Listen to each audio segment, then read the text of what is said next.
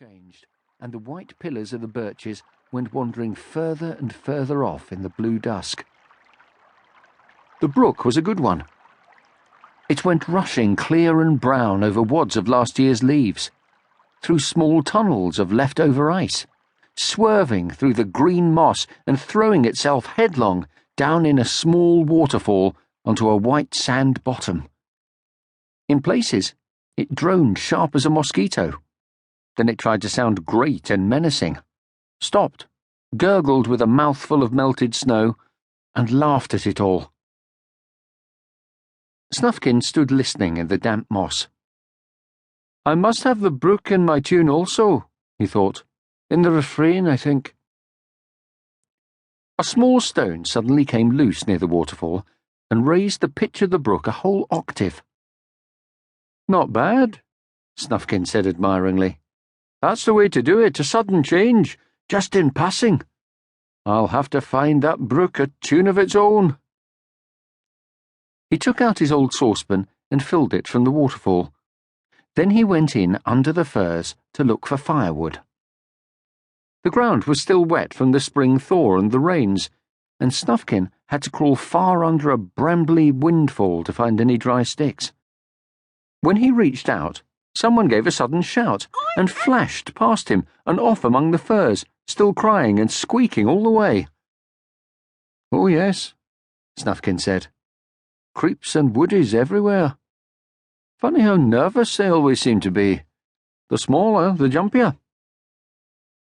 He found a dried stump and some sticks and built himself a good campfire by the brook. Snufkin was used to cooking his own dinner. He never cooked a dinner for other people if he could avoid it, nor did he care much for other people's dinners. So many people insisted on talking when they had a meal. Also, they had a great liking for chairs and tables, and some of them used napkins. He even had heard of a hemulan who changed his clothes every time he was about to eat, but that was probably slander. A little distractedly, Snufkin ate his meagre soup, while he rested his eyes on the green moss by the birches. The tune was quite near at hand, easy to catch by the tail, but there was time enough to wait. It was hedged in, and couldn't get away. No, better to wash the dishes first, then light a pipe, and afterwards, when the campfire was burning down and the night creatures started calling for each other, then he'd have it. Snufkin was washing his saucepan in the brook when he caught sight of the creep. It was sitting on the far side below a tree root, looking at him. Its eyes were scared, but very interested, following Snufkin's every movement. 2 shy eyes under a mop of hair, just the look people have who are never noticed. Snufkin pretended that he hadn't seen the creep. He raked up his fire and cut himself some fir twigs to sit on.